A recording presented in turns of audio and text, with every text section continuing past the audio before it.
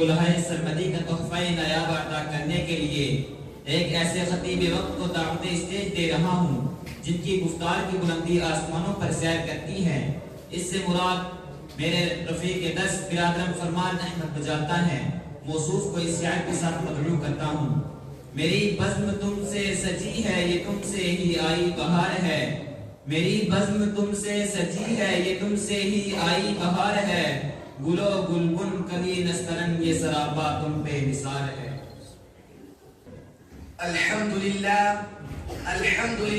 رب العالمین والعاقبۃ للمتقین والصلاة والسلام على رسوله الكريم اما بعد فاعوذ باللہ من الشیطان الرجیم بسم اللہ الرحمن الرحیم وقرن في بيوتكن ولا تبرجن تبرج الجاهلية الأولى صدق الله العظيم وقال النبي صلى الله عليه وسلم ألا كلكم راع وكلكم مسؤول عن رعيته أو كما قال عليه الصلاة والسلام۔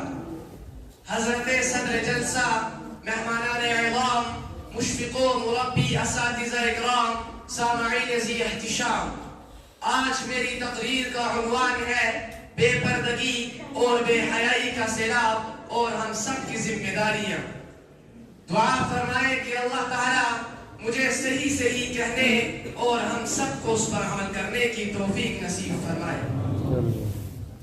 محترم سامعین اکرام، پردہ اللہ کا حکم ہے، ازواج مطہرات کی سنت ہے، خواتین کا درہ امتیاز ہے، اس میں عورتوں کی عفت و عصمت کی بقا ہے، امن و عالم کا ضامن ہے، فتن و فساد کی روک تھام کا مؤثر ذریعہ ہے، زناکاری اور بدکاری کا سد باب ہے۔ لیکن آج بے پردگی کا ایک سیلاب روا ہے، جس طرف بھی نظر ڈالے بے حیائی اور بے پردگی کے مناظر دکھائی دے رہے ہیں۔ آج ہمارا معاشرہ مغربی تہذیب کے شانہ بشانہ چل رہا ہے، ہر میدان میں بلا ضرورت اپنی جنسی خواہشات کی تکمیل کے پس منظر میں عورتوں کو بے لگام چھوڑا جا رہا ہے۔ چنانچہ سڑکوں پر، میلوں میں، ہوٹلوں اور ریسٹورنٹ میں، کال سینٹروں میں عورتیں ہیں، بسوں اور پارکوں میں ٹکٹ دینے والی بھی عورتیں ہیں۔ نوبت یہاں تک پہنچ چکی ہے، حکومت کے بڑے بڑے عہدوں پر بھی عورتیں ہیں۔ آج فحاشی و عریانیت کا فتنہ ایک فیشن بن گیا ہے۔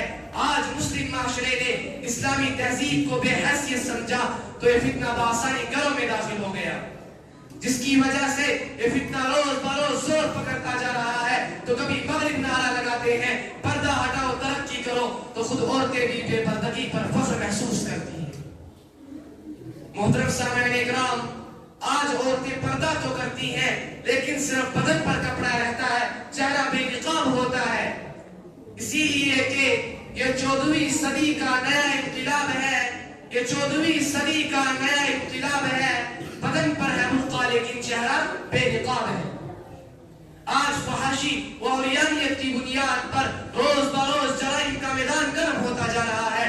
ہر ایک فتنہ رستے رستے لا علاج ایک ناسور بنتا جا رہا ہے، جس کی وجہ سے کئی لڑکیاں شادی سے پہلے ہی مائیں بن جاتی ہیں۔ 1969 میں برطانیہ کے اندر 11-12 سال کی لڑکیوں نے بچوں کو جنم دیا، اور لندن ٹائمز کی اطلاع کے موجب لندن کا ہر 8واں بچہ زناکاری اور بدکاری سے پیدا ہوتا ہے۔ اور 2001 میں لندن ٹائمز کی ایڈیٹر نے مشرف اسلام ہو کر اسلامی برقعے کو زیب تن کیا تو اسے لندن ٹائمز سے بے دخل کیا گیا۔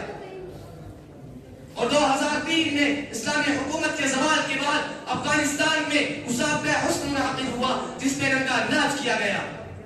الغرض بے حیائی اور بے پردگی کی بنا پر ہزاروں انسانیت سوز واقعات رونما ہو رہے ہیں، عشق مجازی کا بول بولا جا رہا ہے، شیطانیت کا مشن دوبارہ ہو رہا ہے، خوف خدا دلوں سے نکل رہا ہے، تعلق مع اللہ کی بنیادیں کمزور ہو رہی ہیں، ان کی آنکھوں میں شرم و حیا کا پانی خشک ہو رہا ہے۔ اس فتنے کی وجہ سے مہلک بیماریاں جنم لے رہی ہیں، اخلاق نسواں کا جنازہ نکل رہا ہے، ان کی عفت و عصمت کی چادر پارا پارا ہو رہی ہے۔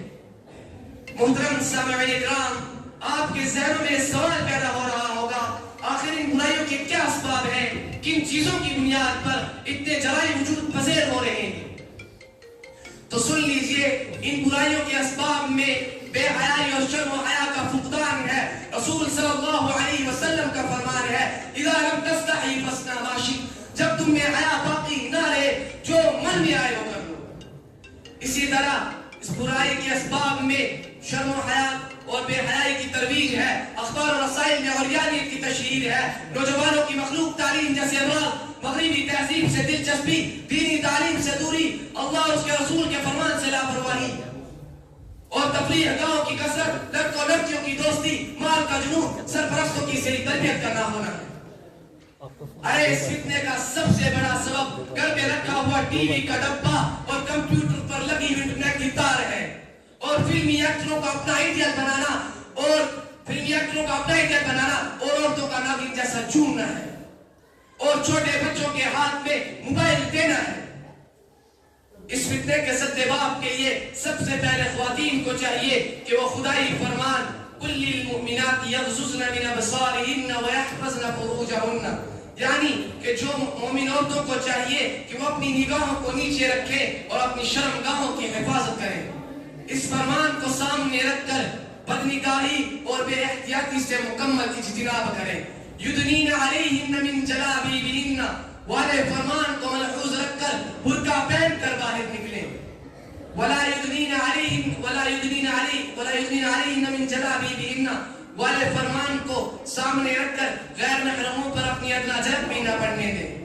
مثل الرافلة في زینة في غیر اہلها کمثل ظلمة یوم القیامة لا نور لها، یعنی کہ جو عورت بند سور کر غیر محرموں کے سامنے ناز و نخرے کے ساتھ آئے گی، اس کی مثال قیامت کے دن اس تاریکی سے ہے جس میں نور نام کی کوئی چیز نہ ہوگی.